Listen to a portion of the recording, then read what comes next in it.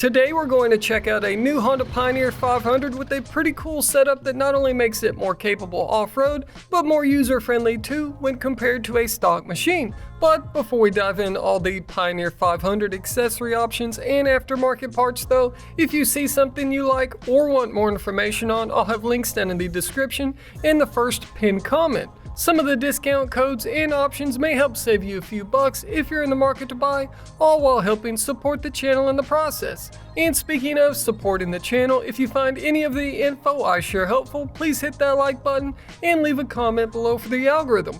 Now we'll start off first with the roof, or hardtop as some call it, and a lot of people think these come standard nowadays, but they don't when it comes to Honda's side-by-side UTV models. So if you want to keep those sunburns to a minimum, you've got to crack open that wallet, as the only models to come standard with a roof are the Talon Sport models.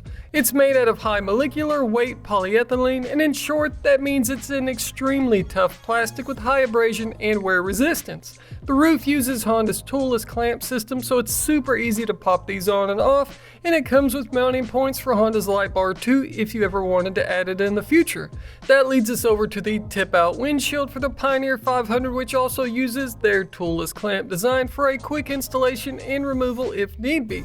Personally, I prefer the Super ATV flip-out windshield, as you can do it all with one hand instead of having two separate adjustment points like you do with this setup from Honda, and you're limited with how far it pops open, but a lot of people still prefer this setup over others. But I'll include links to a few different options below so you guys can compare them and see which one suits your needs the best. Now let's move over to the front of this Pioneer for the front bumper that was added, and this is another Honda accessory. The stock front bumper doesn't do much of anything when it comes to protecting your plastics or headlights, and that's where this comes into play. And really there's not much to say about a bumper that's not obvious, but it's made out of steel with a powder coated finish, and it's super easy to install thanks to where Honda put the mounting points. Which leads us to the next item, well technically two items, as you have the winch and winch mount kit for the Pioneer 500. Now there are a million different aftermarket winch mount kit options out there, but if you want the easiest way possible when it comes to installation, that's going to be by buying the Honda and Warn winch combo here, which comes with everything you need to make life easy. Well, everything minus the accessory sub harness, but that's less than 10 bucks. The entire package from Honda is not cheap by any means, so if you're open to things being a little more difficult, I'll include some aftermarket options below as well. Next up, we've got some protection pieces that are often overlooked, and first up are the aluminum A-arm guards for the Pioneer 500. You don't have any protection here when stock from rocks, branches, and other hazards on the trail or while you're out there rock crawling, and that's where these A-arm guards really come in handy. And it doesn't get much easier when it comes to installing them, as you don't have to take anything apart, with it all being out in the open, and those countersunk bolt holes can save you from some potential headaches in the future, with Honda offering a set of these for the front and rear, followed up by a set of skid plates for the Pioneer 500. This 3-piece skid plate setup from Honda is made of 50-52 aluminum and is 4 millimeters thick. Thankfully, you still have these same access holes as the factory skid plate, so it's still super easy to knock out oil changes without having to remove anything. Now we'll move over to what she's rolling on, and this Pioneer 500 has a set of 27-inch tires to replace the tiny 24-inch setup they normally come with.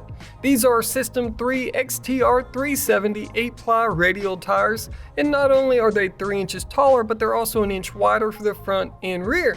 Keep in mind though, yes, big tires do look cool, but the Pioneer 500 doesn't have a lot of horsepower to start with, and you're robbing some of that power to weight ratio that it had going forward, but it all depends on what you want, as we're all different and have different preferences. But before I get sidetracked on that, those tires are wrapped around a set of 14-inch System 3 ST4 wheels on this Pioneer 500.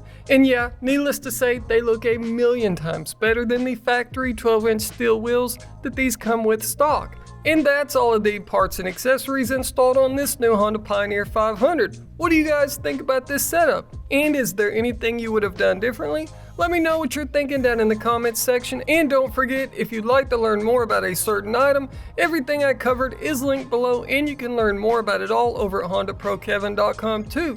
Thanks for watching and supporting all of this. I really appreciate it, guys, and we'll see you in the next one. But first,